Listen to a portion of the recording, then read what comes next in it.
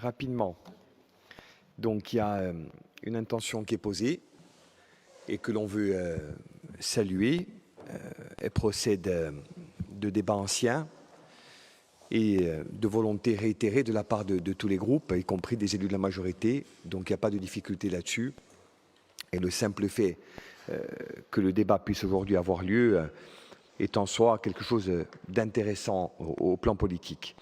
Bon, très vite, il y a beaucoup de choses qui ont déjà été dites. Moi, je pense que ce qui manque, Julien, Président, c'est d'abord un constat. 10 lignes. Le phénomène de littoralisation des économies et des sociétés, il n'est pas propre à la Corse, il est mondial. Mais chez nous, me semble-t-il, il est marqué, et en tous les cas, il s'exprime dans des proportions et selon des modalités qui préoccupent. On gagnerait à dire en quoi ce phénomène-là, il préoccupe et mobilise, mais aussi dans quelle région, plus particulièrement, même si c'est assez simple, il peut s'exercer. De la même manière, on ne peut pas parler d'aménagement du territoire ou de territorialisation si on n'évoque pas la question démographique. La Corse, c'est une île, je vais le dire rapidement, et pardon, de vieux, dont la population est très mal répartie, puisque les 2 tiers ou un peu moins des gens vivent au sein, autour des grandes villes, et les actifs, pour des raisons qui ont été évoquées, pour d'autres encore, ont tendance, de manière naturelle et compliquée, à juguler, à s'éloigner de la ruralité de l'intérieur, même s'il y a tous les jours des exemples de gens qui restent au village ou qui y retournent et qui font des choses remarquables. Mais il y a des tendances qui sont posées et qui sont quand même assez déplorables. C'est le fruit d'une volonté politique qui n'est pas la volonté de la Corse. C'est un phénomène ancien qui a été voulu. Quand on est dans des territoires qui, au début du siècle, je pense à la Castagniccia, affichaient la densité rurale la plus importante d'Europe,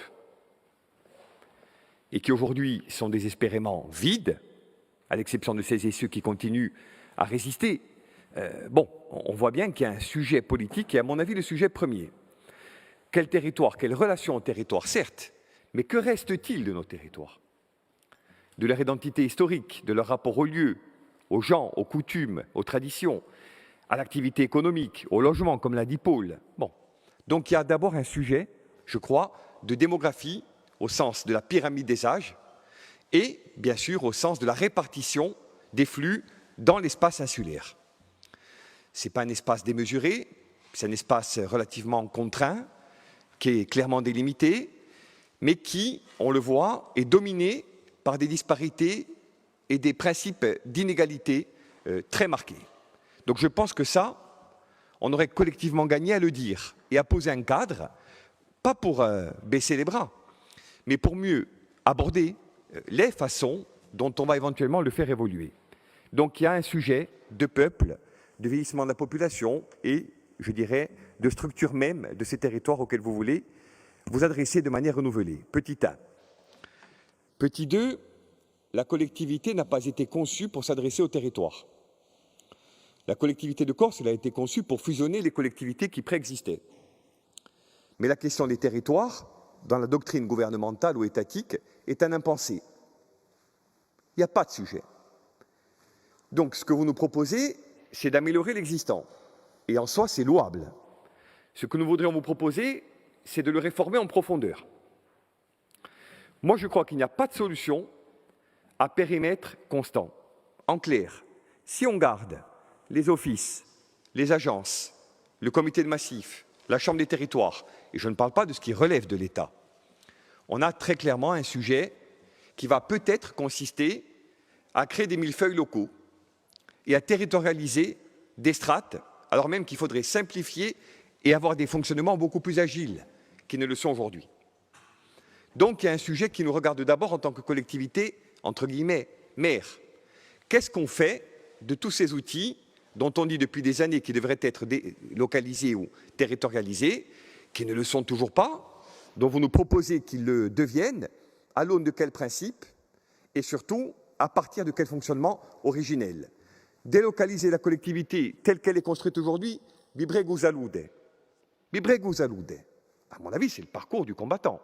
Et en témoignent, y compris sur le plan des ressources, les éléments évoqués par Paul Fay à l'instant même. Donc il y a un second sujet qui est celui de la structure même, dont je pense qu'elle est difficilement délocalisable dès lors qu'elle a été conçue pour ne pas l'être, ou en tous les cas difficilement.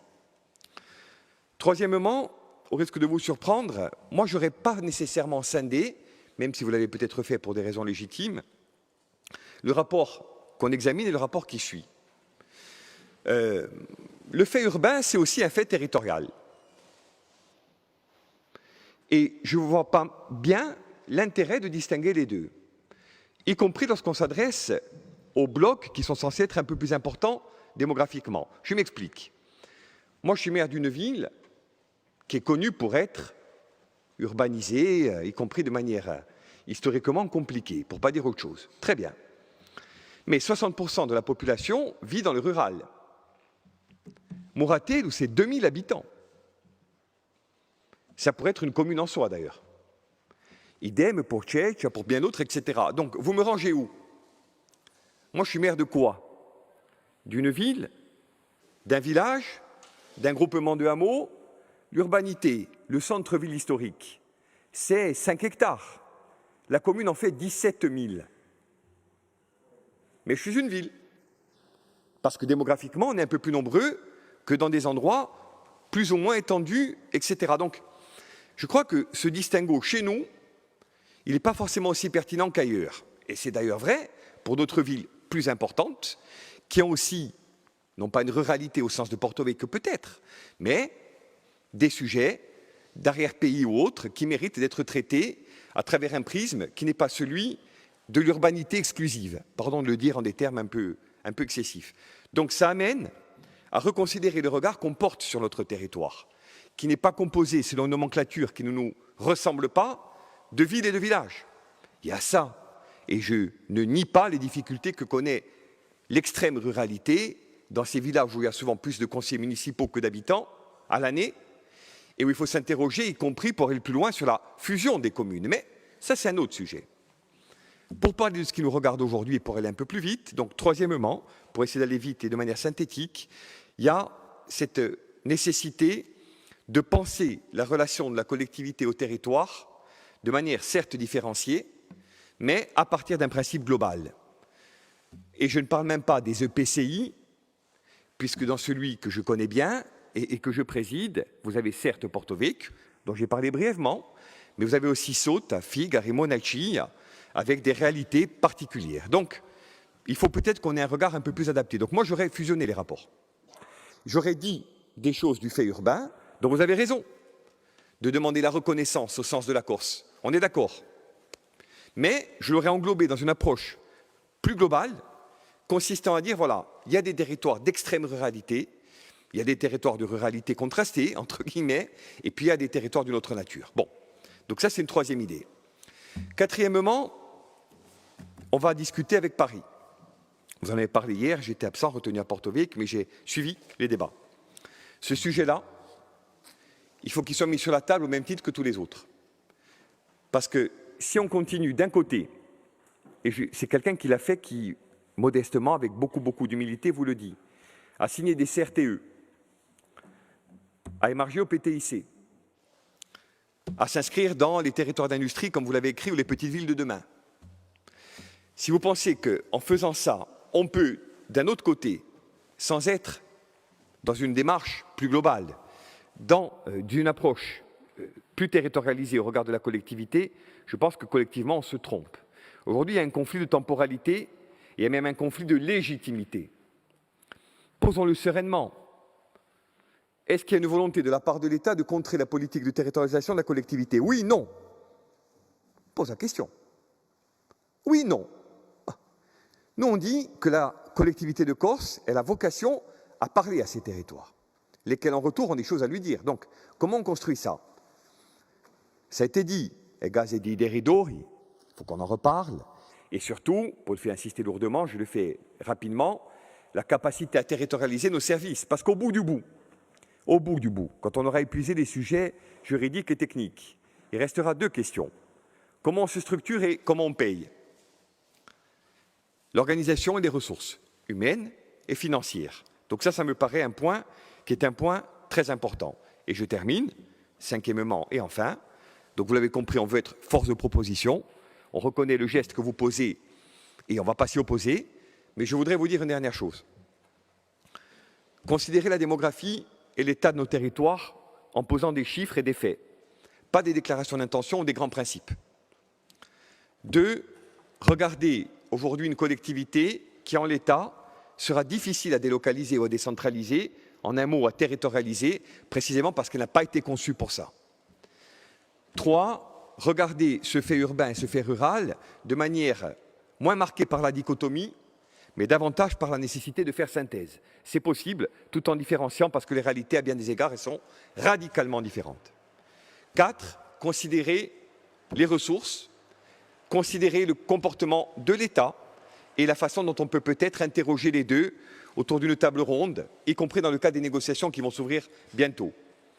Et cinquièmement et enfin, il n'y a pas de solution si les territoires ne sont pas eux-mêmes, et quand je parle des territoires, c'est des EPCI, en capacité de contractualiser, y compris de mon point de vue, au sens de la gestion des grands équipements publics. La question des déchets. Il faut mouiller les gens. Je sais qu'il en a été beaucoup question hier à travers Dionkad et Prunel. Autrement, qu'en leur demandant de supporter des infrastructures, il faut aussi accepter l'idée qu'ils puissent les gérer ou les co-gérer. C'est valable dans le domaine des déchets, ce sera valable demain dans le domaine de l'énergie. On en a parlé avec le président de l'Office hydraulique il y a quelques jours à Porto-Vecchio. Ce sera valable après-demain sur des sujets sportifs ou culturels. Et ça rejoint les transferts de compétences qui accompagnent l'évolution des EPCI dans les territoires. Qu'est-ce qu'on a à dire, nous, du transfert de l'eau et de l'assainissement à l'horizon 2026 ? Alors même, on le sait, qu'il y a des tas de régions, le Tarn, Pôle l'a dénoncé pendant longtemps, c'est pas très différent du Sabiac chez moi en période de pointe, qui sont marqués par des désastres écologiques, parce qu'on a des dispositifs d'épuration et d'assainissement, et tu connais bien le sujet, Julien, qui sont antédiluviens. Qu'est-ce qu'on fait pour ça ? Qu'est-ce qu'on fait pour des équipements qui ont 20, 30 ans de retard? Et pour ceux qui, au moment où on parle, n'ont même pas encore vu le jour. Donc, pour toutes ces raisons, et j'ai fini, voilà les propositions qu'on veut vous faire. On s'inscrira, et en tant qu'élu communautaire, en tant qu'élu de cette Assemblée, dans les réflexions que vous ouvrirez, et on le fera de manière active et collaborative. Je vous remercie.